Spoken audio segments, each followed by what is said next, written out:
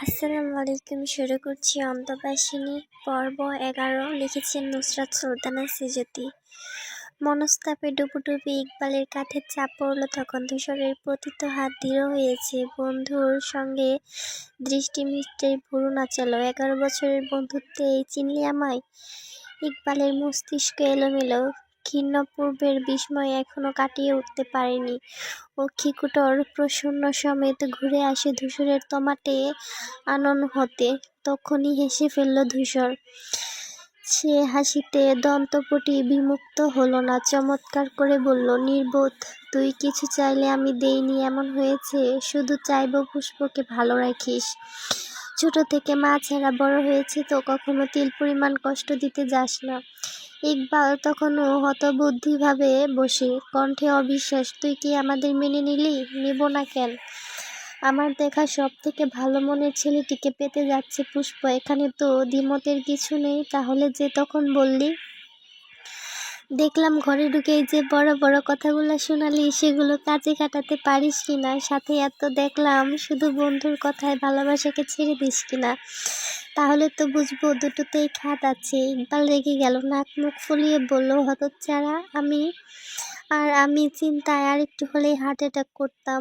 ধূসর আবার হাসলো, আচমকা জড়িয়ে ধরল ওকে। ইকবাল একটু চমকাতেও ধাতস্থ হয়েছে জলদি। বিস্তর হেসে বন্ধুকে আঁকড়ে ধরল পাল্টা। বক্ষ ফুলিয়ে শ্বাস টেনে ভাবল, বলেছিলাম না মাইরাফ, আমার বন্ধুকে আমি চিনতে ভুল করিনি। আফতাব ভাই ছাত্র হিসেবে বাকি দুই ভাইয়ের চেয়ে একটু বেশি ভালো ছিল। চট্টগ্রাম বিশ্ববিদ্যালয় থেকে বিবিএ পাশ করেছে। কিন্তু রুবাইদার সঙ্গে বিয়েটা হয় কলেজে থাকাকালীন। সে সময় তো আর এখনকার মতো বাল্যবিবাহের নিয়মকানুন ছিল না। আব্বা ছিলেন একজন সৎ পুলিশ অফিসার। হারাম টাকা কখনো ছুঁয়েও দেখেননি। রুবাইদার আব্বার সঙ্গে গাঢ় বন্ধুত্ব ছিল ওনার। তার উপর গুণে মনোমুগ্ধতার জন্যে এত উচ্চবিত্তর মালিক হয়েও ভদ্রলোক মেয়েকে এই সাধারণ বাড়িতে পাঠালেন। মেয়েটা তখন 9-এ উঠেছে সবে। কত ছোট একটা মানুষ সারাক্ষণ আমার পেছনে আপা আপা করে বেড়াতো। আমি তখন বহু বছরের পুরনো বউ এ বাড়ির। কিন্তু সংসারটাকে একটা সন্তানের মুখ দেখাতে পারেনি। কত শত ডাক্তার বদ্যি দেখানোতেও কোনো লাভই হচ্ছিল না। এসব নিয়ে আত্মীয় স্বজনের সঙ্গে আম্মা খুটখুট করলেও তোর বাবা কিন্তু আমাকে কোনোদিন কিছু বলেনি। তারপর একদিন রুবার কোল আলো করে ধূসর এলো। আমি যেন ওর রূপেই নিজের সন্তানকে খুঁজে পেলাম। সারাক্ষণ নিজের কাছে কাছে রাখতাম। আমার জন্য রুবাটা ভাগই পেত না। আফতাব তখন অনার্সে পড়ছে। 1 মাস পর পর বাড়ি আসতো। এক সময় হঠাৎ একদিন জানালো ওর রেজাল্ট ভালো হওয়ায় ভার্সিটি থেকে লেকচারার হিসেবে জয়েন করার প্রস্তাব পেয়েছে। এত খুশি হলাম সবাই। আব্বা পাড়াময় গর্বে হৈ হৈ করে বেড়াতেন এই নিয়ে। আফতাব চাকরিতে ছুটলো আবার, অথচ আমরা কেউ ঘুণাক্ষরেও টের পেলাম না। ওখানে বসে ও কি সাংঘাতিকভাবে রাজনীতিতে জড়িয়ে ফেলেছে নিজেকে। এদিকে সবই ভালোই যাচ্ছিল। ধূসরটাও বড় হচ্ছিল আস্তে ধীরে। রুবাও পড়ছে। হঠাৎ এক ফজরের সময় বাড়ি ফিরল আফতাব। আগোছালো চেহারা, শার্টের গায়ে রক্ত।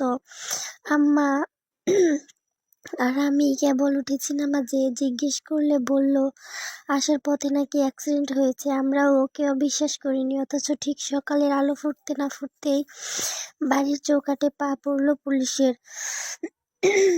আব্বা সদ্য রিটায়ার্ড করেছেন। তোর বাবা এই ব্যাংকের চাকরিতেই যুক্ত। পুলিশের মুখে জানলাম আসল ঘটনার কথা। আফতাবের লেকচারের হওয়া সব মিথ্যে। ও আসলে চট্টগ্রামে যায়নি, ঢাকাতে মেসে থেকে রাজনীতি নিয়ে থাকতো। আব্বা প্রথম থেকে রাজনীতি বিমুখ বলে সত্যিটা বলেনি কাউকে। আর গতকাল নির্বাচনে মারপিট করে পালিয়ে এসেছে এখানে। হাতাহাতি কাটাকাটি এত ভয়ানক পর্যায়ে পৌঁছেছে যে একজন এখনো আহত দশায় হাসপাতালে ভর্তি। ওই যে বলে না, মিছিলের সামনে যে থাকে গুলি এসে আগে তার বুকেই লাগে। আফতাব ভাই নেতৃত্বে দেওয়াতে সর্বাধিক দোষের ভাগীদার বলা হলো সেই। এইসব শুনে গোটা আকাশটা তখন আমাদের মাথায় ভেঙে পড়েছে। রুবাইদাও কিছু জানতো না, আমরা আসলে কেউই কিছু বিশ্বাস করতে পারছিলাম না। যে ছেলে বড়দের চোখের দিকে চেয়ে জবাব দেয় না, সে এসবে যুক্ত, তা কি মানা যায়? আব্বার সামনে থেকেই ওকে হাতকড়া পরিয়ে ভ্যানে তোলা হলো। পুরো এলাকা দেখলো একজন নিষ্ঠাবান পুলিশ অফিসারের সম্মান এক চুটকিতে কিভাবে ধুলোয় মিশে যাচ্ছে। যে মানুষটা এতটা বছর নিজের গায়ে কোনো কালি লাগতে দেয়নি, শত শত ঘুষের প্রস্তাব সর্বদনে ফিরিয়ে দিয়ে বেঁচে রইলেন শিউর উঁচিয়ে। চেনা জানা লোকদের এমন বিদ্রূপের দৃষ্টি তার মস্তিষ্ক নিতে পারে না, স্ট্রোক করে বসলেন। তোর বাবার উপর তখন ভীষণ চাপ। এদিকে হাসপাতালে ছুটছেন, অন্যবার থানায়। আমি তখন রুমাকে সামলাচ্ছিলাম, আম্মাকে দেখছি, আবার ধূসরটাও আমার আঁচল ছাড়তে নারাজ। কি যে গেল সেই দিনগুলোই আমাদের উপর দিয়ে। আজমল আর রুবাই একই বয়সের মতো, আর কত বুঝে। কিন্তু আফতাব ভাইয়ের জামিন তোর বাবাকে দিয়ে হলো না। এমপি নিয়ে 10 দিনের মাথায় জামিন করিয়ে দিলেন। আব্বা অসুস্থ হয়ে বাড়ি ফিরেছেন, কিন্তু ডাক্তার বারবার আমাদের সাবধান করেছিলেন রোগী যেন কোনো মতেই উত্তেজিত না হয়। আফতাব গেট পেরোলো ভালোই, তবে চৌকাঠ মারাতে চাইলে আব্বা শর্ত দিলেন, ঘরে ঢুকতে হলে ওসব রাজনীতি ছেড়ে আসতে হবে। এ নিয়ে হু-হা পাল্টে বসার ঘরে ঝড় উঠল তর্কের। আফতাব রাজনীতি ছাড়বে না, অনেক দূর চলে গিয়েছে ও, শিখরে পৌঁছাতে হবে এখন। বাবা ছেলে সেদিন প্রথমবার মুখোমুখি হলো। একটা সময় আফতাব বলে ফেলল, আপনি পুলিশের চাকরি করে সারা জীবনেও তো কিছু করতে পারেননি আব্বা, কিন্তু রাজনীতিতে এসে আসার আলো আছে। অন্তত কেউ মাথা উঁচু করে কথা বলে না। ক্ষমতা পেলে জুনিয়র হলেও সিনিয়র ভাইদের সম্মান পাওয়া যায়। আমি সেই ক্ষমতা দেখেছি এখানে আব্বা, এখন আর পেছনে ফেরা সম্ভব হবে না। আব্বা কথাটা হজম করলেন না, মুখের উপর বললেন, তাহলে আমার বাড়িতে এসব রাজনীতি চলবে না, তুমি নিজের পথ বেছে নাও। ভাই এক কথায় রাজি হয়ে গেল। অল্প বয়স তো, গায়ের রক্ত গরম। আব্বা যে সদ্য হাসপাতাল থেকে ফিরেছেন, জানতো না আসলে চিন্তা করবে দেখে তোর বাবা বলেনি। জানলে হয়তো এরকম করতো না। ছেলে বড়, হাজার কথার মাঝে ফের বলে বসলো, একবার লক্ষ্যে পৌঁছাতে পারলে এরকম 10টা বাড়ি আমার হবে আব্বা। ক্ষমতা হলে কাল সেই ক্ষমতা কাজে লাগিয়ে আমি অনেক দূর উঠবো। আপনার মতো চাকরি করে কি পাবো বলুন? ঈদে কখনো একটার বেশি 2টো জামা কিনে দিতে পারেননি আমাদের। অভাবের জন্য ভাইজানের LLB পড়ার স্বাদ মিটল না। আমি নিজের চেষ্টায় ভালো জায়গায় চান্স না পেলে তো আমারও এই একই দশা হতো। এখন আমার একটা ছেলে আছে, তার ভবিষ্যৎ তো দেখতে হবে আমাকে ক্ষমা করবেন। বাড়ি ছাড়তে হলে ছাড়বো, কিন্তু রাজনীতি ছাড়বো না। রুবা যেতে চায়নি, আফতাব ভাইকে বোঝাতে চেয়েছিল, কিন্তু সেই সময় কি যে ভর করলো ওর উপর, কারো কথা শুনেনি, তোর বাবারও না। যাওয়ার সময় মা ছেলের কান্না ভেজা মুখটা আমার চোখে এখনো ভাসে। আফতাব ভাই রাগের বশে সত্যি ওদের নিয়ে বেরিয়ে গেল। আদরের ছেলের এমন ব্যবহার, অসম্মান করে বাড়ি ছেড়ে যাওয়া, এসব ধাক্কা অসুস্থ আব্বা নিতে পারেনি। সেই রাতেই দীর্ঘশ্বাস ফেললেন মিনা। পিউ আগ্রহ ভরে শুধালো, তারপর? আব্বার মৃত্যুর খবর পেয়ে ছুটে এলেও লাশটা আর ওকে দেখতে দেওয়া হলো না। তোর বাবা ততক্ষণে ভাইয়ের প্রতি অভিমানে এক শক্ত পাথরে পরিণত হয়েছেন। বাবার অকাল মৃত্যুর চাপ ফেললেন মনে। সবার বড় ছেলে তো, মাথার উপর ছায়া বলতে ওইটুকুই তো ছিল। এতেই তোর বাবার ক্ষোভ সীমা ছাড়ালো। ধরেই নিলেন সবকিছুর জন্য আফতাব ভাই দায়ী। সেই রাগটা দিনকে দিন কমার বদলে আরো আকাশচুম্বী হলো। ভাই আসলে ওই দিন এত বেয়াদবি করেছিল যেটা আমরাও কল্পনা করিনি, কিন্তু অনুতপ্ত হয়েছিল পরে। বারবার ক্ষমা চাইতেও ছুটে আসতো। মা ভাইয়ের পা ধরে কাঁদতো। আব্বার কবরে মাঝরাতেও আমি ভাইকে বসে থাকতে দেখেছি, কিন্তু এত কিছুতে আম্মা আজমল গললেও তোর বাবার মন গলেনি। এরপর ওরা কি করেছে জানি না। হঠাৎ বছর খানেক পর খবর পেলাম জমি কিনেছে এখানে। 3 বছরের মাথায় বাড়ি উঠালো শুরু করলো। রাজনৈতিক হাত লম্বা ছিল, সেখান থেকেই হয়তো সুবিধা পেয়েছে কোনো। আবার রুবার বাপের বাড়ির অবস্থাও তো উন্নত, একটা সিঁড়ি কেউ এগিয়ে দিলে উঠতে কতক্ষণ। কিন্তু তোর বাবার নিষেধ ছিল, ও বাড়িতে আমি পাও রাখতে পারবো না। রুবা আসা যাও করতো অবশ্য, তবে উনি নাকচ সতেন বলে তাও বন্ধ করে দেয়। এর মধ্যে তো তুই হলি। আল্লাহ এত কষ্টের ভিড়েও আমার কোলে ভরে দিতে দিতে তোকে পাঠালেন। তার বছর খানেক পর আম্মা কত হলেন, ততদিনে জবা বউ হয়ে এসেছে। আমার আমার লোবার পেইন উঠতে দেখে এত ভয় পেয়ে গেছিল বেচারি, ছুটে গিয়ে রুবাকে ডেকে আনলো। আফতাব নিয়ে এলো চেনা দাই খালাকে।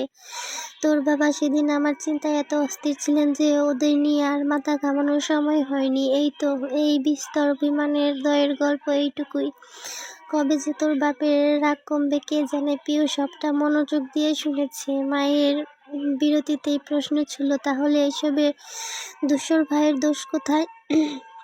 শোনো, নির্বোধের কথা, ওর দোষ থাকবে কেন? যার বয়স তখন 8 সে কি বুঝে? কিন্তু বাবার যে ওনার উপরেও রাগ, সে তো ও রাজনীতি করে তাই। ওই ঘটনার পর থেকে তোর বাবার কাছে রাজনীতি চোখের বালি ভেবে বসে আছে। বাপ যেমন ছেলেও তেমনই হবে।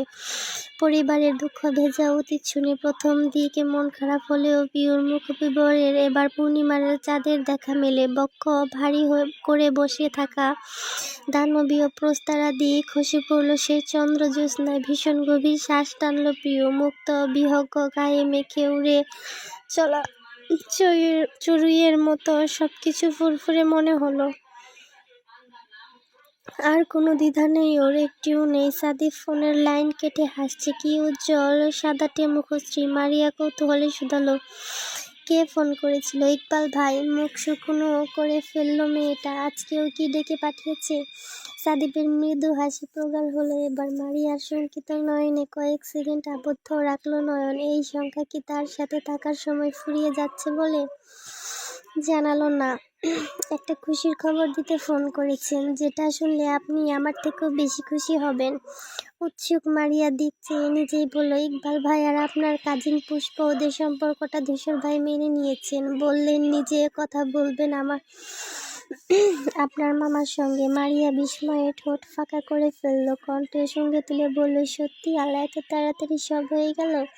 আমি তো ভাবতেই পারছি না। আমিও না। ইকবাল ভাইয়ের ছটফটানি নিজের চোখে দেখেছি তো, তাই বেশি ভালো লাগছে। যাকে ভালোবাসার পূর্ণটা কিন্তু দেখতেও সুন্দর। কথাটায় কি ছিল জানা নেই, অথচ হুট করে এই মেয়েটার চেহারায় তমাশা নামে। নেত্র জুড়ে বিস্মতার ঢল প্রতাপ দেখায় তাদের। মুখটা আরেক দিক ফিরিয়ে বলল, শুধু নিজেরটা বাদে। হাসি মুছে গেল সাদিফের। নিক্ষিপ্ত ইঙ্গিতের পর ঠিক বুকে এসে বিঁধেছে বিস্তীর্ণতার কণ্ঠ। সত্যিই কি তাই? প্রতিটা মানুষ নিজের ভালোবাসাকে পরিপূর্ণ দেখতে চায়, কিন্তু ভাগ্যের দেয়াল টপকানোর সাধ্য থাকে কজনের? পরিস্থিতি বা অনুকূলে পায় কজন? মারিয়া তাকালো। এইটুকু সময়ে ও কি কোটরে তার জলের সাগর। চেষ্টা করতে হয়, সাহস করতে হয়। সাহস ছাড়া পৃথিবীতে কিছু অর্জন করা যায় না। সাদিফের বলার মতো কিছু নেই। সাহস তার আছে, শুধু মারিয়াকে পাওয়ার চেষ্টা। সেটার জন্য মনোবল নেই। সবকিছুর ঊর্ধ্বে যে ও এতিম। সুবিশাল প্রাসাদ নেই, দামি আহার নেই। এমন মানুষের ভালোবাসার কি দাম আছে সমাজে? প্রসঙ্গ কাটাতে বলল, সন্ধ্যা হয়ে আসছে, আমাদের এবার ফেরা উচিত। আসুন। ঘুরে হাঁটা ধরলো আজিরে। মারিয়ার ধৈর্যের বাঁধ ভেঙে গুড়িয়ে গেল এবার। অবজ্ঞায় ছোড়া সরাসরি তীর ফুঁড়ে গেল সহ্যের সমস্ত সীমা। হরহর করে এগিয়ে থাকা সাদিফের বাহু টেনে নিজের দিকে ফেরালো। থমকালো সে। কিছু বোঝার পূর্বে মেয়েটা 2 হাত দিয়ে থাবা বসালো তার বিন্যস্ত কলারে। ভরকে গেল সাদিফ। প্রকটকে ঠিকরে পড়ার দশা। আপনি আমাকে ভালোবাসেন না সাদিফ? সত্যি করে বলুন, বাসেন না? সহসা ব্রহ্মাত্র দুলে উঠে ছেলেটার। প্রশ্নবাণ যাচিয়ে তুলে কান। বৃষ্টি বিরল চেহারার মতন সূক্ষ্ম লাগে গলা। ভরাট স্বর কেঁপে উঠল। হঠাৎ এ কথা? মারিয়ার কণ্ঠ হিসে। জবাব দিন আমার, আর শান্ত হন, সবাই দেখছে। মারিয়া ছাড়ল তো নাই, বরং রাগে কলার আরো টেনে আনলো নিজের দিকে। সাদিফ ঝুঁকে আসে। টক্কর লাগে দুজনের উষ্ণ শ্বাসে। কথা ঘোরাবেন না, জবাব দিন, ভালোবাসেন না? সাদিফের ধীর উত্তর, আমি তো কোথাও যাচ্ছি না। জবাব এখনই দিতে হবে? হ্যাঁ, হবে, এখনই দিতে হবে। বলুন। সৎসাহস থাকলে আমার চোখের দিকে তাকিয়ে স্বীকার করুন। সাদিফ সত্যি ওই ভেজা চোখে চাইল। কান্নায় সিক্ত অথচ চেজের জোয়ার সেখানে নেত্রমণি উত্তর জানার ব্যগ্রতায় যেন লালচে বহ্নি শিখা। গাঢ় কাজলের সৌন্দর্যে ঘেরা এই চপল চোখে চেয়ে ছেলেটা মিথ্যে বলতে পারল না। নিভ্রন্ত কণ্ঠে স্বীকারোক্তি দিল, ভালোবাসি। সঙ্গে সঙ্গে হু হু করে কেঁদে ফেলল মারিয়া। কলার ছেলেই মাথাটাকে ঠুকিয়ে দিল ওর ফর্সা বক্ষভাগে। সাদিপের শরীর সুপ্ত কেঁপে উঠে, গুত্রে গাত্রে শিহরণের উত্তোলনে থেমে আসে রক্ত সঞ্চালন। মারিয়া শার্ট ভেজালো নোনতা স্রোতে কাঁদতে কাঁদতে বলল, I love you too Sadip, I love you too. চক্ষু পল্লব বুঝে নাই সাদিপ। কার্নিশ বেয়ে সাদাটে গালে অশ্রু এসে ভিড়ে ঢোক গিলে আস্তে করে মারিয়ার হাত দুটো বুক থেকে ছাড়িয়ে দিল সে। নিচের দিক দিয়ে বলল, আমি আপনার যোগ্য নই, অযোগ্য কাউকে ভালোবাসতে নেই মারিয়া। মারিয়া অবাক হয়ে বলল, কিসের যোগ্যতা? আমি আপনাকে ভালোবাসি সাদিপ, এর চেয়ে বড় আর কি হতে পারে? ও কাণ্ঠ এসে বলল, ওসব আবেগের কথা মারিয়া, আবেগ দিয়ে কি জীবন চলে বলুন? স্বর্ণের চামচ মুখে দিয়ে যার জন্ম, তাকে কাঠের ঘরে রাখার মতো দুঃসাহস আমার নেই। আপনার জীবন আমি ছাড়াই আরো বেশি সুন্দর হবে। মারিয়া উদ্বেগ নিয়ে বলল, আপনি এভাবে কেন ভাবছেন? আমাকে বাড়িতে একবার কথা বলতে দিন নিশ্চয়ই সবাই। সে মাঝপথেই বলল, কেউ মানবে না, ধূসর ভাই সবার আগে বাধা হবেন। যার বেতন দিয়ে জীবন কাটাচ্ছি তার বোনকে আমার সাথে মানায় বলুন? মারিয়া হা করলো কিছু বলতে। মুহূর্তে সাদিপ শক্ত কণ্ঠে বলল, ধূসর ভাই আমার ভরসা করেন মারিয়া। সেই ভরসাটুকু নাই বা ভাঙতে বললেন? আপনার আর আমার মধ্যে আজ যা কথা হলো সেসব এই গোলাপ গ্রামে আহুতি দিক, আপনিও ভুলে যান, আমিও ভুলে যাই। মারিয়া চোখ ভর্তি বর্ষা নিয়ে শুধালো, সব বলা তো এত সহজ সাদিপ? আপনি পারবেন আমাকে বলতে? সাদিপ জবাব শূন্য। শুকনোকাল থম মেরে থাকলো। পরপর কাঠ শোনানো কণ্ঠস্বর, সন্ধ্যার পর কিছু কাজ আছে আমার, এক্ষুনি না ফিরলে দেরি হয়ে যাবে, আসুন। আবার মারিয়াকে পেছনে ফেলে এগিয়ে যায় সে। চশমার গ্লাস ছুঁয়ে নামতে চাওয়া জলগুলোকে শাসিয়ে নেয় ফের। মুখে কুলু পাটলেও পিছনে ঠায় দাঁড়ানো মারিয়াকে শোনাতে অন্তরটা চেঁচিয়ে বলে, আপনি আমার ভাগ্যে না থাকলেও আমার হৃদয়ে সারা জীবন থাকবেন ম্যালেরিয়া। আজ ভোর অতি দুঃসাহসিক একটা কাণ্ড ঘটিয়ে ফেলেছে পিউ। শৌখিনীরের পাঁচিল টপকে ভেতরে এসেছে। তখনও সূর্য ওঠেনি, আলো ফোটেনি, প্রকৃতি ব্যস্ত নীরবতার জাল বুনছে। আবছা অন্ধকারের সবখানে কেবল গা ছমছমে নীরবতা। জীবনে প্রথম এই বাড়ির কাছাকাছি এসে আতঙ্কে তার ভেতরটা দূর দূর করে উঠল। কেউ দেখে ফেললে কি হবে? এর মাঝে দুদিন কেটে গিয়েছে, অথচ দুদিনের দুদণ্ড যায়নি। সে ছটফট করেনি পিউ। কেমন হুট করেই লোকটার জন্য অতপটে তুফান নেমেছে, কাতরে উঠেছে বক্ষপট। এত কাতরানো ছটফটানোর নাম কি ভালোবাসা? পিউ শরীরে শিউরে ওঠে ধূসরের পাশে ভালোবাসা বসিয়ে। পরপর মাথা নামিয়ে হাসল মেয়েটা। পাঁচিলের পর শৌখিনীরের দেওয়ালের ছোঁয়ার মাঝে এক বিস্তৃত বাগান পড়ে, ফল গাছ দিয়ে ভর্তি। তা মায়ের কাছে শুনেছিল। মেজুমা ভীষণ গাছপ্রেমী মানুষ, তাই বলে এত গাছ, কোনোটাই তো বাদ নেই। বুকে বুক নিয়ে সামনে এগোয় পিউ। সবুজ পাতায় বিস্তীর্ণ বাগান যেন ভৌতিক রাজ্যের গল্প শোনাচ্ছে। ও সাবধানে কদম ফেলে ফেলে পৌঁছালো বাড়ির পেছন দিকে। আগে কখনো আসেনি বিতাই কিছুই চেনে না। তার ঘরটা কোন দিকে? সামনে যাওয়াও তো ঠিক হবে না, ওখানে বডিগার্ড দারোয়ান সব থাকে। কি করবে তাহলে? তাড়াহুড়াতে জুতা অবধি পরেনি। এত কষ্ট করে যার জন্যে আসা, তাকে না দেখেই চলে যাবে? কিছুক্ষণ হতাশ ভঙ্গিতে দাঁড়িয়ে রইল পিউ। হুট করে চোখ গেল ডুপ্লেক্স বাড়িটার বাম দিকে। কৃষ্ণচূড়া গাছের ফাঁক গলে দেখা যায় ধূসরের শুভ্র পাঞ্জাবির বারান্দার রশিতে ঝুলছে। পিউর আদল ঝলমলিয়ে উঠল। অর্শনে উল্লাসে ফেটে প্রান্ত পা বাড়ালো ওদিকে। বারান্দার নিচে এসে থামল পিউ। চতুর্কি দিকে তার সতর্ক নজর। মনে ভয়, সাক্ষাৎ এমপির বাড়ি, কেউ চোর ভেবে ধোঁকা দিয়ে ফেললে। কিন্তু ঘর পর্যন্ত পৌঁছাবে কি করে? তার জন্য তো উপরে যাওয়া চাই। গল্পের নায়কের মতো বারান্দার পাইপ বেয়ে ওঠা কি আর সম্ভব? হঠাৎ খেয়াল পড়ল জানালার ওপাশের জানালায় ঘনিষ্ঠ হয়ে দাঁড়িয়ে আছে একটা লম্বা সরু আম গাছ। একদম চূড়ার ডাল তার ছাদ ছুঁয়েছে, পাতার ফাঁকে ফাঁকে উঁকি দিচ্ছে মুকুল। উপায় পেয়ে গেল ব্যস্ত। গাছের কাণ্ড বিস্তৃত, নিজের দিকে ঢাল ঝুলছে। ওটা কোনো ব্যাপারই না। পিও আর এক মুহূর্ত সময় ব্যয় করলো না, কসরত করে চেপে বসলো তাতে। শহুরে মেয়ে হলেও গাছে চড়ার অভিজ্ঞতা রপ্ত হয়েছে নাড়ুবাড়ি গিয়ে। একটা চাপিয়ে আরেকটা ডালে পা দিতে জানলার গ্রিল ছোঁয়া গেল। ভাগ্যবশত থাই গ্লাস সরানো, ভেতরটা দেখা যাচ্ছে। পিওর মুখবিবর ঝকঝকে ওঠে বিছানায় লম্বালম্বি শোয়া ধূসর ভাইকে দেখে। ঘুমাচ্ছে সে, নিবিড় বিচ্ছিন্ন আরামের ঘুম। বুক সমান টেনে রাখা পাতলা কম্বল থেকে বেরিয়ে আছে শান্ত মুখখানা, অনুচ্ছল মৃদু আলোয় তামাটে সক্ষশীর্ণ লাগছে ভীষণ। অথচ চোখ ভরে গেল পিওর। মানুষটার শক্তপুক্ত চিবুক, নেত্রদ্বয়ের পতিত ঘনপল্লব আর ভেসে থাকা চোখানা এক যেন দুনিয়ার সব থেকে আকর্ষণীয় বস্তু। এরপরেও পৃথিবী ফর্সাদের সুন্দর বলে কেন? ওরা কি এই তামাদ্র রঙের পুরুষটিকে দেখেনি? অবশ্য কদিন আগেও সে নিজেও কি জানত? পিও দুনিয়ায় ভুলে মহাবিষ্টের ন্যায় চেয়ে রইল। এই চেয়ে থাকার মাঝে অপার সুখ। সেই সুখের টানেই তো এমন ঝুঁকি নিয়ে আসা, নিজের পরিবারের নজরদারি, এই বাড়ির সকলের নজরদারিকে মারিয়ে। ধূসর ভাইকে একটুখানি দেখা, গেট দিয়ে এলে তো দারোয়ান দুজন প্রশ্ন করতেন, পুরো বাড়ির লোক জেনে যেত। এই লুকোচুরি একতরফা সাক্ষাতের আনন্দটুকু মাটি হতো না?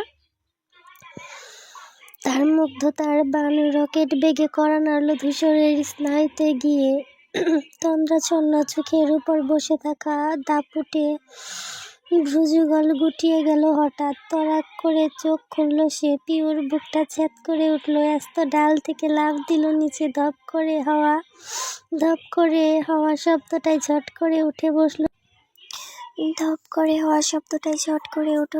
ধূসর। কে বলেছে? চেয়ে উঠে এলো জানালার ধারে। একটা লম্বা বেনুনির মালকিন প্রাণপণে ছুটছে। ধূসর স্তব্ধ হয়ে হাওড়ায়। পিও আর একটুখানিও কাল বিলম্ব করল না সে। ঝড়ের গতিতে বেরিয়ে এলো বাইরে। পিছনে পায়ের শব্দ পেতে পিওর মুখবিবর ফ্যাকাশে হয়ে যায়। নিশ্চয়ই কোনো গার্ড আসছে। এখন কি হবে? সে ছুটল দম বাড়িয়ে। অনল লাফ দেওয়াতে পায়ে ব্যথা লেগেছে, জ্বলছে হাঁটুর কাছেও। তার উপর অযত্নে মাটিতে পড়ে থাকা বড়ই কাটা লুফে নিল পায়ের উন্মুক্ত ত্বক। তাড়াতাড়ি আড়াআড়ি বিধে শক্তি দেখালো নিজের, অথচ তাও থামা গেল না ওকে। তখনই উত্তাল তরঙ্গ সমকণ্ঠ ডাক ছুড়ল কেউ, পিউ দাঁড়া! ওই এক ডাকে আপনা আপনি পথযুগল থমকে গেল মেয়েটার। পিছু ফিরতেই চক্ষুকুটর ঘোলাটে হয়ে এলো। মানুষটার আরেকবার তর্জন দেয়, নড়বি না একদম। পিউ এমনিতেও ছুটত না। ধূসরকে দেখার পর তার রক্তস্রোত হিমপ্রবাহের রূপ পেয়েছে। তুষারের মতো জমে গিয়েছে শরীর। লজ্জায় দুঃখে জর্জরিত নেত্রে কান্নারা গোট পাকাল। তিনি নিশ্চয় সবটা বুঝে গিয়েছেন। ইস, কেন যে আসতে গেল! পিউ কুণ্ঠায় আধমরা হয়ে আর মাথা তুলতে পারল না। তার ডাগর ডাগর চোখ দুটিতে উপচে আসছে জল। ঠক ঠক করে কাঁপা অষ্টযুগল একে অন্যের পৃষ্ঠে গেঁথে কোনো রকমে চোখ তুলল। ঠিক সামনে এসে দাঁড়িয়েছে ধূসর। লম্বা চওড়া পুরুষটির তীক্ষ্ণ বিরক্ত লোচন এদিকেই তাক করা। অমন ক্ষুরধার চাহনি অষ্টাদশীকে ঘাবড়ে দিতে যথেষ্ট। পিউ চিবুক নামিয়ে নীল গলায় কাটায় ছিন্ন পাটা মাটির সঙ্গে আরেকটু চেপে ধরল। ধূসর এগিয়ে আসে। জুতোর দমকে খচখচ করে উঠল বাগানের ছড়ানো শুকনো পাতা। গভীর চোখে তার পায়ের দিকে দেখল এক পল, তারপর শক্ত কণ্ঠে শুধালো, এখানে কি? পিওর কণ্ঠরোধ, ভয়ে ডরে মর্মর দশা। খেই হারিয়ে ধমক দিল সে, কথা বলছিস না কেন? ক্রাশে কাঁধ চলকে উঠে মেয়েটা। শশব্যস্ত মাথা তুললেও জিভে শব্দ ফোটে না। আচমকা হাঁটু মুড়ে সামনে বসল ধূসর। খসখসে গলায় আদেশ করল, পা রাখ এখানে। ধূসর বিমূঢ় বিস্মিত সিক্ত নজর বোড়ালো দেখিয়ে দেওয়া হাঁটুতে। এত বড় লোকটার গায়ে পা রাখবে? ছি ছি! অধৈর্য ধূসর তাগিদ দেয়, কি হলো? রাখতে বললাম না? এক পৃথিবী মন্দিতা সমেত কম্পিত পাখানা আস্তে ধীরে তুলল পিউ। অমসৃণ হাতেও বড় নিবিড়ভাবে আঁকড়ে ধরল ধূসর। চামড়ায় ঢুকে যাওয়া ছোট্ট কাঁটায় হাত রেখে নজর তুলল ফের পিউর চক্ষু জুড়ে তখন বিমোহের বাণ। বিমূর্ততার ঘোর সাহস, সেটাই টান বসাতে যন্ত্রণায় ছিটকে উঠল মেয়েটা, খামচে ধরল তার কাঁধের শার্ট। ধূসর উঠে দাঁড়ালো। এতটুকুতেই গলগল করে রক্ত বেরিয়েছে। এমন রোগা মেয়ের গায়ে এত রক্ত এলো কোত্থেকে? পিউয়ের চোখে নদী। পায়ের ব্যথার সঙ্গে ধরা পড়ার দুঃখ মিশেছে। ধূসর কিছু বলল না, একটু একটু শব্দ ব্যতীত। আচমকা তাকে উঠিয়ে নিল দুহাতে। চমকে গেল পিউ। সম্বিত দুই নয়ন মেলে চেয়ে রইল তামাটে পুরুষের নিরেট চিবুকে। বুড়ো ভিন ধূসর সামনে এগোয় আর চোখে চাই ফের। সূচনায় ভেজা পল্লব উপুক্ত অভিব্যক্তি বদলে দিল নিমিষে, অথচ কপাল কুঁচকে বলল, কি ভেবে রেখেছিস যতবার পায়ে ব্যথা পাবি আমি এভাবে কোলে করে বাড়ি দিয়ে আসবো, নাকি বারবার আমার কোলে চড়ার জন্য কোনো প্ল্যান এটা? পিউ আহত চোখে চাইল। ধূসর নিজেই বলল, তুই এমন কেন? তোর মতো এতটা আমায় কেউ জ্বালায় না। ও আশ্চর্য হয়, মেরুকণ্ঠে শোধায়, কোথায় জ্বালালাম ধূসর ভাই? ধূসর চোখ সরালো, অদূরে তাকালো, স্থল কণ্ঠ খাদে নামিয়ে বলল, সবখানে, সব দিকে, ভেতরে বাইরে, আবার কখনো অন্তঃপটে। পিউ বিমধ্যে ভুগে। পরিষ্কার উত্তরের আশায় চেয়ে থাকলেও উত্তর মেলে না। হঠাৎ খেয়াল পড়ল গেটের দিকে। দুজন দারোয়ান, দুজন গার্ডের মধ্য দিয়ে বড় আবলীলায় তাকে সহ বেরিয়ে যাচ্ছে ধূসর। পিউ কোণঠায় নুয়ে গেল তাদের গোলাকার চাউনিতে। বসের এমন মেয়ে কোলে নিয়ে হাঁটা বড় তাজ্জব দৃশ্য কিনা। ধূসর শিকদার বাড়ির দিকে পা বাড়িয়েছে, অমনি চোয়াল ঝুলে গেল তার। তড়িঘড়ি করে বলল, ধূসর ভাই, আব্বু আছেন, এখন নিয়ে যাবেন না ওখানে?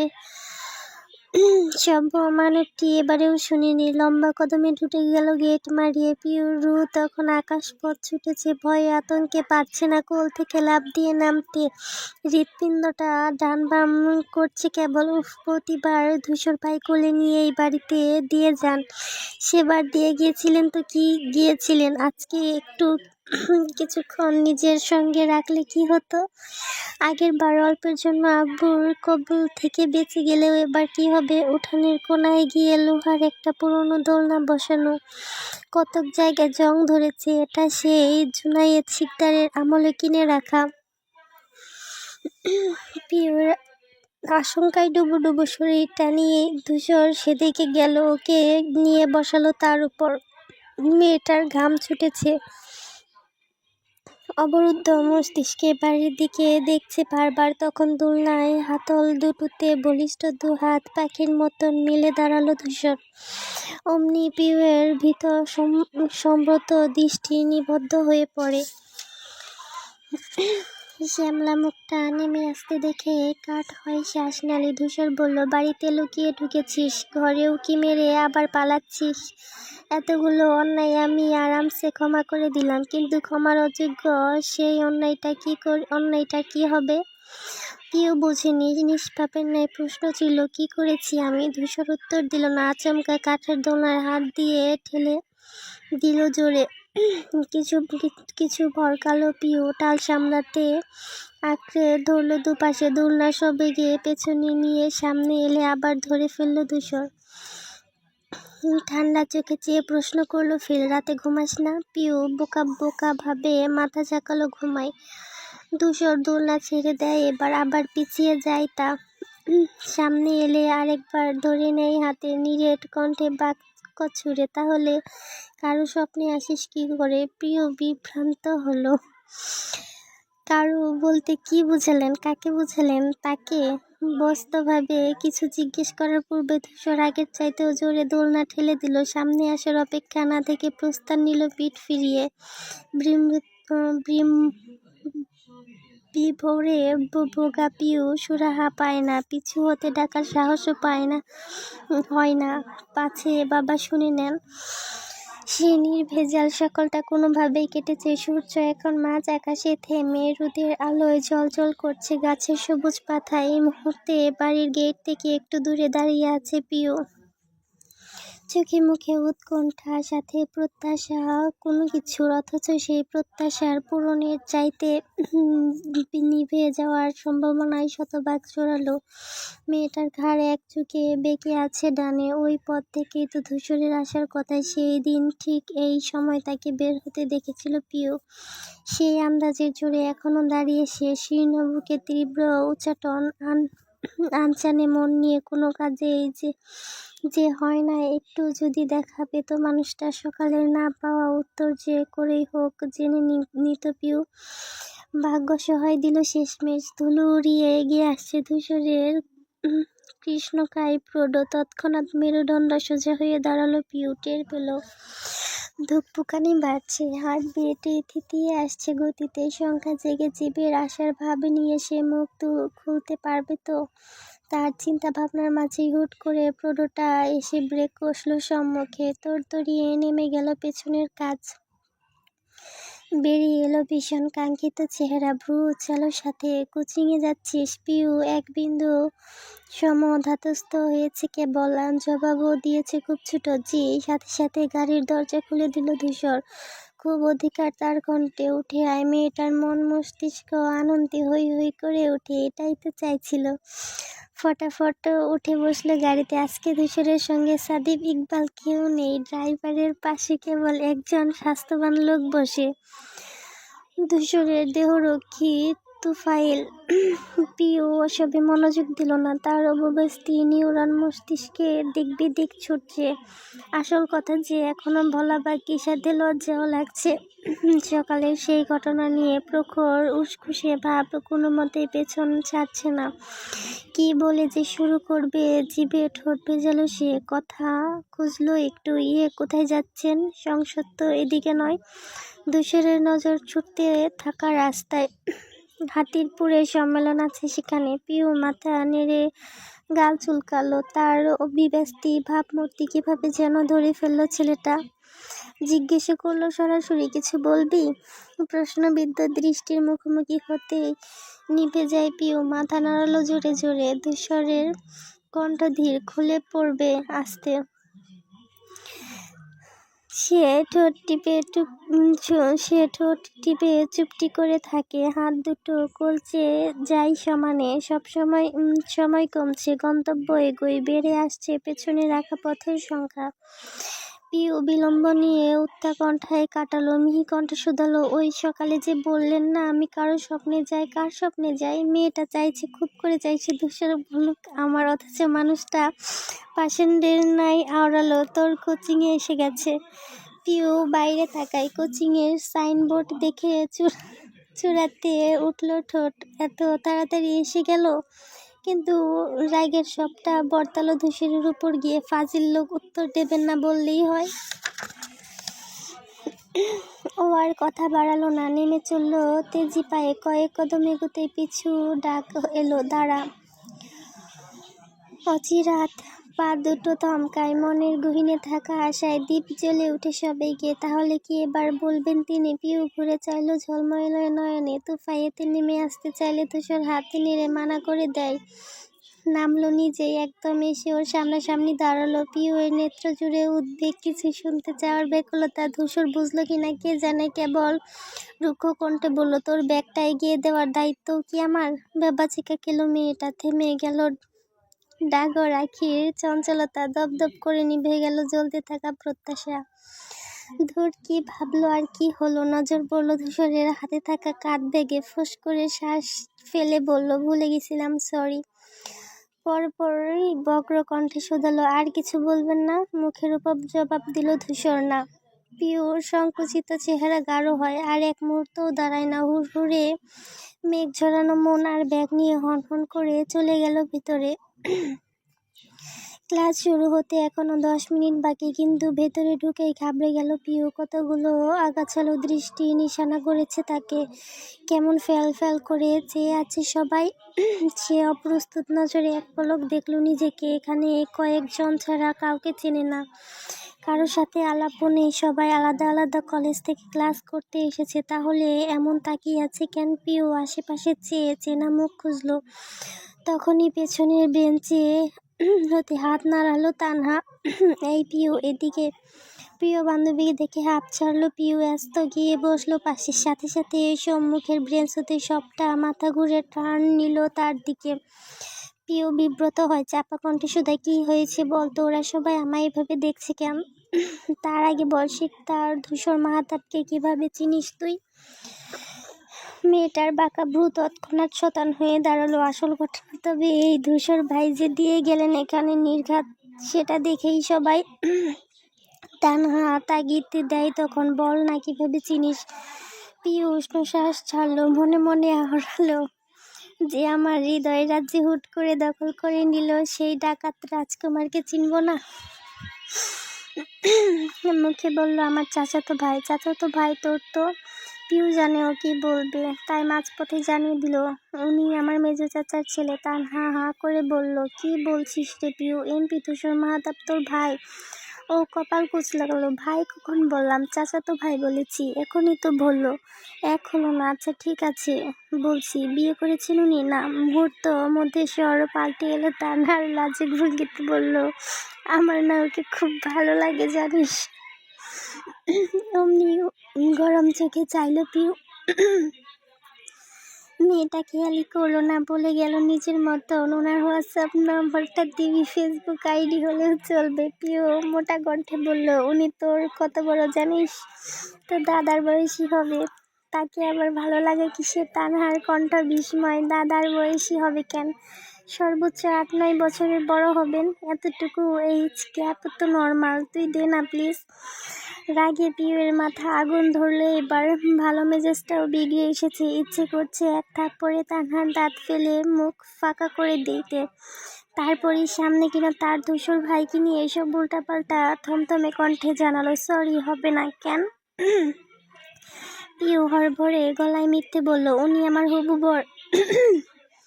উনি আমার হবু বর। আমাদের অনেক আগে থেকে বিয়ে ঠিক হয়ে আছে। তানহা হুচট খেলো, মার বেরো চক্ষু চাপটে বলল, বিয়ে ঠিক হয়ে আছে? কই, কখন তো বলিসনি। আমতা আমতা করলো সে। বলিনি কারণ উনি মানা করেছিলেন। বুঝেছি তো, রাজনৈতিক ব্যাপার সেবার হয়তো সমস্যা হতে পারতো।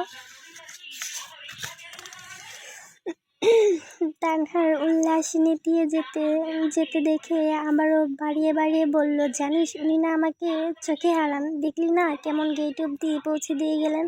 জর্জি আসতেছে আর আমি মানা করি, তাও জেদ করলো।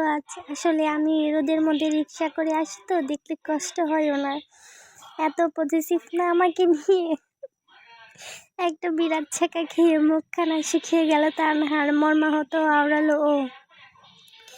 পিউ মজা পেল, আরেক দিক চেয়ে হাসলো মিটিমিটি নিয়ে আরো বেশি করে। ক্রাশকা আচমকা বাইরে থেকে তীব্র চেঁচামেচির শব্দ আসে। দশাধিক কণ্ঠের জোরালো আওয়াজে মেতে থাকা ক্লাসরুম তীরস্থ হয়ে পড়লো। পরপরই একে একে ছুটে বেরিয়ে গেল সবাই। কোচিং থেকে একটু এগিয়ে একটা বড় জটলা বেঁধেছে। মানুষের ভিড় ভাট্টা সেথায়।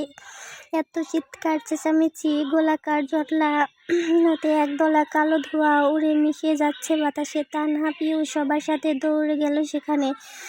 ভিড় ঠেলে একটু সামনে আসতেই হতবাক হয়ে পড়লো। রবিনের বাইকে আগুন লেগেছে। দাউ দাউ করে ফুলকি তোলা হুতাশন। পাশে হা হুতাশ করে কাঁদছে সে। বন্ধুরা সান্ত্বনা দিচ্ছে থামাতে। তানহা পিউর কানের কাছে ফিসফিসিয়ে বলল, এই শেষরা গাড়িতে আগুন দেওয়ার মতো সোয়াবটা করলো কে? পিউ নিশ্চুপ, নিজেও কিছু জানে না। আচমকা তার চোখ পড়লো রবিনের। কান্না থামলো তরিত। শশব্যস্ত ছুটে এসে সামনে দাঁড়ালো ও। অত লোকের মধ্যে চেঁচিয়ে বলল, এই, আমি কি তোকে কখনো খারাপ কিছু করেছি? একটু পেছনে ঘুরতাম বলে তুই আমার সাথে এমন করলি? পিউ পিউ তাজ্জব বনে গেল। তানহার সঙ্গে মুখ চাওয়াচুরি করে বলল, আমি কি করলাম? রবিনকে ফেটে পড়লো ক্ষোভে। একদম নাটক করো না। নিজের বয়ফ্রেন্ডের কাছে গিয়ে আমার নামে নালিশ করে এখন ভান করছো যে কিছুই জানো না। পিউ আবেগের থেকে অবাক হয়ে বলল, আমার বয়ফ্রেন্ড? রবিন চোখ মুছে বলল, বাইকটা আমার কত শখের ছিল জানো? কতদিন ধান্দা ধরার পর ড্যাড কিনে দিয়েছে, অথচ তোমার জন্য সেটাও পুড়ে গেল। তুমি যে এমপি ধূসরকে পছন্দ করে এটা তো আমাকে বললেই হতো, তাহলে কি আমি আর এমন করতাম? কিং কর্তব্য বিমূঢ় পিউ। থেমে গেল, শুধালো, ধূসর ভাই তোমার বাইক পুড়িয়েছেন? পাশ থেকে রবিনের বন্ধু বলল, হ্যাঁ, যদিও আমরা দেখিনি, কিন্তু ওর মুখে শুনলাম উনি নাকি হুমকিও দিয়ে গেছেন তোমার নাম দিয়ে। ছেলেটা হুবহু শোনালো কথাগুলো, অথচ স্তব্ধ মেয়েটির মানুষপটে ভেসে উঠল ধূসরের তমাটে চেহারা, পাতলা ঠোঁট আর রক্তচক্ষু সমেত যে শাসাচ্ছে রবিনকে, বড় তপ্ত কণ্ঠে উচ্চারণ করছে, শিকদার ধূসর মাহাতাবের নিজস্ব কিছু জিনিস আছে যার দিকে দ্বিতীয়বার কারো ফিরে তাকানো সহ্য করে না সে। সেখানে পিউ তো আমার অন্য কিছু। বহু আগে জ্যাকের নিকের নামে উহুল করে রেখেছি আমি, আর তুই কিনা তাকে বিরক্ত করার সাহস করছিলি। আজ মাথা ঠান্ডা দেখে বাইক পোড়ালাম, বেশি গরম হলে এরপর এসে তোকে পোড়াবো। আর ছেলের এই অপঘাতে মরার জিডি লেখাবো তোর দারোগা বাপকে দিয়ে, মনে থাকবে? সব শুনে তানহা অপূর্ত অরল, কি সাংঘাতিক! পিউ তখনও স্তব্ধ বনে দাঁড়িয়ে, এতগুলো মানুষের বাঁকা দৃষ্টি কোনো প্রভাবই ফেলল না। কিছু একটা ভেবেছে সে, হিসাব মেলাচ্ছে যেন। হঠাৎ ব্যস্তভাবে তানহার হাত টেনে বলল, আয় আমার সাথে। কোথায় যাব? ক্লাস করব না? না। সবাই হতব্যস্ত নেত্রে চেয়ে রয় মেয়ে দুটো ছুটে যাওয়ার পথে। পরপরই মাথায় হাত দিয়ে আবার কেঁদে ফেলল রবিন। আচমকা ধূসর গাড়ি নিয়ে পথ আটকালো, আর তারপর কথাবার্তা ছাড়াই পেট্রোল দিয়ে গাড়ি পুড়িয়ে দিল বাইক। দুপুরবেলা নির্জন রাস্তায় কি নিদারুণ ক্ষমতা জারি। প্রিয় ঠোঁট ভর্তি হাসি, সেই হাসি রণক্ষেত্রে দীর্ঘকাল যুদ্ধের পর বিজয় ছিনিয়ে আনা যোদ্ধার মতন মুখবিবরে অমূল্য কোনো কিছু খুব সহজে জিতে যাওয়ার উল্লাস। কিন্তু তানহা বিভ্রান্ত। ওরা দুজন বসে আছে রিকশায়, তিনটে চাকা তার ছুটছে হাতির পুলের দিকে, অথচ কেন যাচ্ছে, কি জন্য, সে কিছুই জানে না। হঠাৎ করে যে কি হলো মেয়েটার! রিকশা থামতেই তাড়াহুড়া করে নামলো পিউ। সামনে বিশাল জায়গা জুড়ে প্যান্ডেল টানানো, চতুর্দিকের হাওয়াতে মাইকের আওয়াজ ঘুরছে। ধূসর ভাই বলছিলেন হাতির পুলের সম্মেলন আছে। দূর থেকে মাইক্রোফোনের আওয়াজ শুনে শুনেই উচ্চ ধরে এ অবধি এসেছে সে। দেওয়ালে টানানো বিশালাকার সাইনবোর্ডে চোখ পড়তে সংকয়ে মিটে গেল। ধূসরের বিশালাকার ছবি, সেথায় নামের পাশে বড় করে লেখা, আজকের প্রধান অতিথি। সেই ছবির দিক চেয়ে চেয়ে বুক ফুলিয়ে শ্বাস টানল পিউ। সকালের সব উত্তর পেয়ে গেছে সে। এর মানে ধূসর ভাই ওকে ভালোবাসেন। এটা জানার পরেও কি করে বসে থাকবে? কোচিংয়ে অষ্টাদশীর প্রথম প্রণয়ের সন্ধি। মনখানা যে বড্ড নাছোড়বান্দা। পিউ ভেতরে আসতে নিলেই তানহা হাত চেপে ধরল, আমার ভয় করছে। আরে আমি তো আছি, আয়। নেতানু চোখ মুখে পিছু পিছু ঢুকলো মেয়েটা। প্যান্ডেলের ভেতরে 100-200 নয়, অসংখ্য মানুষের ভিড়। চেয়ার ছাড়াও লোকজন চারপাশে ছড়িয়ে ছিটিয়ে আছে। বিশাল স্টেজে ভাষণ দিচ্ছেন কেউ একজন। পিওর নজর আটকালো ধূসরের উপর। মানুষটা সেখানেই বসে, পাশের চেয়ারে সাদিফ, ইকবাল, তারপর অন্যরা। ধূসরকে দেখেই পিওর চিত্ত গগনে অধৈর্যের মেঘে ও হুড়মুড়ি লাগায়, যেন এক্ষুনি জানতে হবে ভালোবাসার কথা, না হলে ধ্বংস তার ইহজগৎ। কিন্তু বলবে কি করে? তার অবধি যাওয়ার যে এখন কোনো উপায়ই দেখছে না। প্রকৃতি যে বিপক্ষে আজ একটা পূর্ণ সুযোগ আজলে তুলে এগিয়ে দিল তার দিকে। সেই ক্ষণে ফোন বাজলো ইকবালের। স্টেজ থেকে তাকে নামতে দেখে পিওর চেহারা টান টান হয়। এই তো বুদ্ধি পেয়েছে। চটজলদি ঠোঁট এগিয়ে গিয়ে একটা বলল তানহাকে। মেয়েটা ছিটকে সরে গেল। ও মা, না, এইসব আমি পারবো না। পিউ হাত ধরে অনুনয় করলো, প্লিজ, তুই না আমার বেস্ট ফ্রেন্ড, এটুকু করবি না আমার জন্যে? তাই বলে এমন ডাহা মিথ্যা? ভালোর জন্যে মিথ্যা বললে কিছু হবে না। একটু আমার সিচুয়েশনটা বোঝ প্লিজ, জানা। উপায়হীন তানহা ঠোঁট উল্টে বলে, আচ্ছা আচ্ছা। পিউ খুশি হয়ে গেল। আল্লাহ তোর ভালো করুক। ভেংচি কাটলো মেয়েটা। বিপদের মুখে পাঠিয়ে দিয়ে আল্লাহ ভালো করুক। কিছু না বলে হনহন করে হেঁটে গেল সামনে। ইকবাল এক কোনায় দাঁড়িয়ে দাঁড়িয়ে কথা বলছিল। এর মধ্যে পিছু ডাক এলো, শুনছেন ভাইয়া? ঘুরে চাইল সে। কলেজ পড়ুয়া বাচ্চা মেয়ে দেখে কপাল গোছালো, নিশ্চিত হতে শুধালো, আমি? তানহার হাত পা কাঁপছে, গলাতেও ভূমিকম্প। জি, আপনি ধূসর স্যারের বন্ধু না? হ্যাঁ, তুমি? আমি পিউয়ের বান্ধবী। পিউ না, একটা অ্যাক্সিডেন্ট হয়েছে, রিক্সা থেকে পড়ে চোট পেয়েছে কপালে। এটা একটু ধূসর স্যারকে বলে দেবেন? ইকবাল উত্তেজিত হয়ে বলল, ও মাই গড, পিউয়ের অ্যাক্সিডেন্ট কোথায় ও? সে যেতে নিলেও তানহা উদ্বেগ নিয়ে বলল, ও আসলে ধূসর স্যারকে ডেকে দিতে বলেছেন। আপনি আগে ওনাকে নিয়ে আসুন প্লিজ। পিউয়ের অ্যাক্সিডেন্ট হলে ধূসরকে দিয়ে দরকার। ইকবাল হ্যাঁ হ্যাঁ বলতে হন্তদন্ত পায়ে স্টেজের দিকে এগুলো, ঠোঁট ফুলিয়ে শ্বাস ফেলল তানহা। এখনো সমান তালে বুক কাঁপছে তার। ইকবাল শান্ত ধূসরের কানের কাছে কিছু বলতে চমকে চাইল সে, সব ছেড়ে উঠে এলো তড়িৎ। এই দৃশ্যে তানহার মাথায় চক্কর কাটে। পিউর ভবিষ্যৎ ভেবে শরীর জমে যায়। দীর্ঘশ্বাস ফেলে ভাবে, পিউরে কপালে দুঃখ আছে তোর। ধূসরকে দেখে কিছু ছেলে পেলে এগুতে চাইছিল। ধূসর ভাই স্লোগান তাদের কণ্ঠে। সাদি প্রবল্য পুলিশের কিছু লোকজনকে তটস্থ হয়ে পড়ল জট সামলাতে, আড়ালে জায়গা করে দিল সব এগিয়ে যাওয়ায়। ধূসরের চেহারায় চিন্তিত, হাঁটতে হাঁটতে আওলার, ওর একটা সমস্যা কি? আজ ড্রেনে পড়েছে, কাল পায়ে কাটা ফুটেছে, অ্যাক্সিডেন্ট করেছে। উফ, ইকবাল দুষ্টুমি করে বলল, এমন মেয়েকেই সামলাতে হবে বন্ধু, সময় আছে, ভালো করে ভেবে নাও। তার দৃঢ় জবাব, ভাবাভাবির কিছু নেই। একবার বউ বানানোর সিদ্ধান্ত যখন নিয়েছি, সেটা সারা জীবনে পাল্টাবে না। গেট ছাড়িয়ে আসতে আচমকা সামনে এসে দাঁড়ালো পিউ। দুটো সমর্থ ছেলে ভটকে গেল তাতে। সেকেন্ডে ইকবাল হাহাকার করে ওঠে, পিউ অ্যাক্সিডেন্ট করেছে নাকি? আমার মনে হয় তোমার রাহসনের মিক্সড দশা চলছে। বাড়ি গিয়ে আজকে একটু ঝাড়ফুঁক নিয়ে এসো।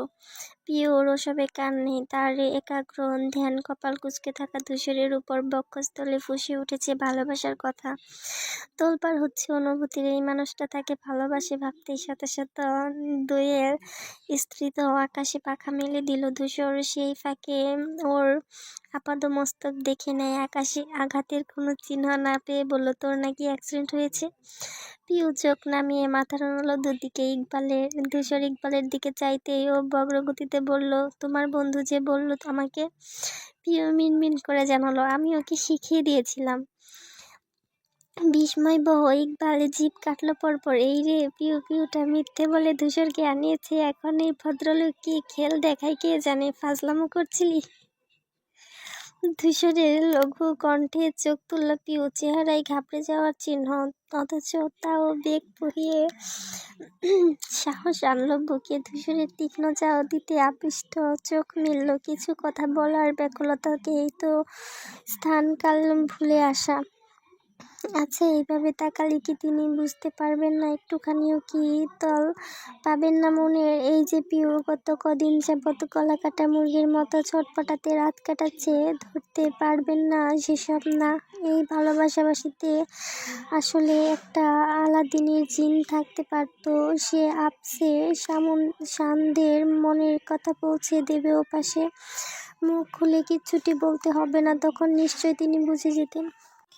কি নিদারুণ অস্থিরতা, কি সর্বাধিক আকুলতা বুকে চেপে ছুটে এসেছে পিউ। ধূসরের শক্ত কণ্ঠে ধ্যান ভাঙল মেয়েটার।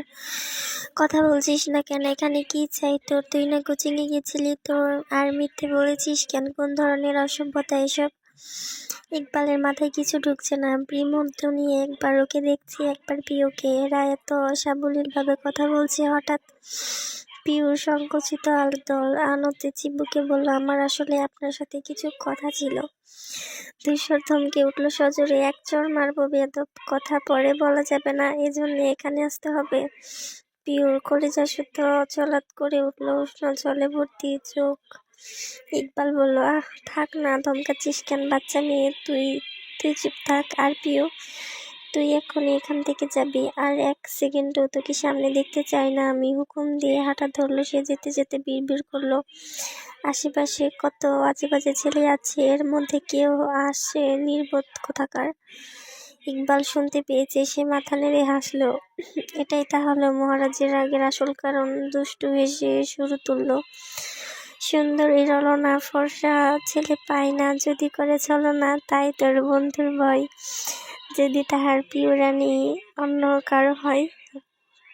ধূসর ক্ষুদ্র চোখে তাকায় দাঁত কেচে বলে, আশেপাশে লোকজন না থাকলে এক্ষুনি মেরে ফেলতাম তোকে। পিউয়ের অশ্রু গলায় নেমেছে, বুকখানা দিক্ত কণ্ঠে ধূসর ভাই এমন ব্যবহার করতে পারলে নিষ্ঠুর লোক কোথাকার, একবার কথাগুলো শুনলে কি হতো। তানহা ধূসরের ভয়ে লুকিয়েছিল এতক্ষণ, বেরিয়ে এলো এবার পাশে দাঁড়িয়ে নম্র কণ্ঠে বলল, কাঁদিস না পিউ, তোর মিথ্যেটা বলা আসলে উচিত হয়নি। উনি যেভাবে আসছিলেন আমি দেখেই বুঝেছি এমন কিছু হবে। পিউ কোনো রকম হুহা করলো না, নির্বিকার হাঁটা ধরলো ঘুরে। প্যান্ডেল রেখে পায়ে অনেকটা দূর চলে এসেছে ওরা। পিউ হাঁটছে খুব শ্রান্ত পায়ে, তানহার মনও সমান খারাপ। মেয়েটা আসার সময় কত প্রফুল্ল ছিল, আর এখন কি অবস্থা। পিউ তখনও কাঁদছে, নাক টানা শব্দে স্পষ্ট কানে আসছে তার। ওকে ওইভাবে কাঁদতে দেখে তানহা কোনোদিন দেখেনি, নিশ্চয়ই ভীষণ কষ্ট পেয়েছে। আহারে, সমবেদনার তাগিদে কিছু বলতে চেয়ে চুপ করে গেল। চার রাস্তার মোড়ে এসে থামলো তানহা। এখান থেকে ওদের দুজনের বাড়ির পথ ভিন্ন, ডান পাশের রাস্তা পার হয়ে তাকে রিকশা নিতে হবে। পিওর কাঁধে হাত রাখলো সে, মোলায়েম কণ্ঠে বলল, আমি যাই তাহলে, সাবধানে যাস কেমন। পিউ মাথা নাড়ালো শুধু। তানহা প্রস্থান নিলে নিজেও উল্টা পথ ধরলো। কয়েক পা বাড়াতে খুব জোরে একটা কালো গাড়ি এসে ব্রেক কষলো জোরে। ভয় পেয়ে সরে গেল পিউ। রকেট বেগে দৌড় করলো গাড়ির। কিছু বোঝার আগে ভেতর হতে একটি মেটে রঙের হাত এসে ছো মেরে টেনে নিল তাকে। পিউ হৃৎপিণ্ড রাতে থেতিয়ে যায়, বিকল হলো স্নায়ু। গাড়ির গতি হাওয়ার মতো চলছে না, উঠছে যেন। ও কি কিডন্যাপ হয়ে যাচ্ছে? আটকে বুঝে রাখা চোখ খোলার স্পর্ধাটুকু হলো না মেয়ের। অথচ দিন দুনিয়া বলে চিৎকার ছিল, বাঁচাও বাঁচাও। তক্ষুনি ওই ঠান্ডা হাতের মালিক ফের তার মুখ চেপে ধরলো। উষ্ণ ধোয়ার মতো কণ্ঠে এলো, বাড়ি খেলো কানে। চুপ। আমি। চেনা স্বর শুনতে চট করে চোখ খুলল পিউ। ফ্যাকাশে মুখাবর সম্বিত হলো অমনি। দীঘল পল্লব ঝাপটে ঝাপটে বলল, আপনি? ধূসরের চেহারায় বিরক্তি, সঙ্গে মোটা ভ্রু নাচালো। চেঁচাচ্ছিলি কেন? এত ভয়ের কি আছে? পিউ তখনও হতবিহ্বল। সময় লাগলো ধাতস্থ হতে। ঢোক গিলে বলল, চেঁচাবো না, এভাবে টেনে আনে কেউ? আমি তো ভাবছিলাম আমি মনে হয় কিডন্যাপ হয়ে যাচ্ছি। অত্র নিকটে এলো ধূসর। নিখাত চাহনির নিশানা হয়ে পিউর বুকটা ধক করে উঠল। হৃদয় ফুঁড়ে যায় মোহনীয় দৃষ্টিতে, প্রখর শব্দে নৃত্য করে গতর অপ্রস্তুতিতে। পিউ হেলে যায় জানালার বদ্ধ কাছে। গাড়ি থেমে গেল সে সময়। সম্মুখে বসা ড্রাইভার নিশ্চুপ থেমে গেলেন। রয়ে গেল ওরা। উত্তপ্ত বিকেলের সময়টা লিখে দেওয়া হলো কেবল তাদের দুজনের নামে।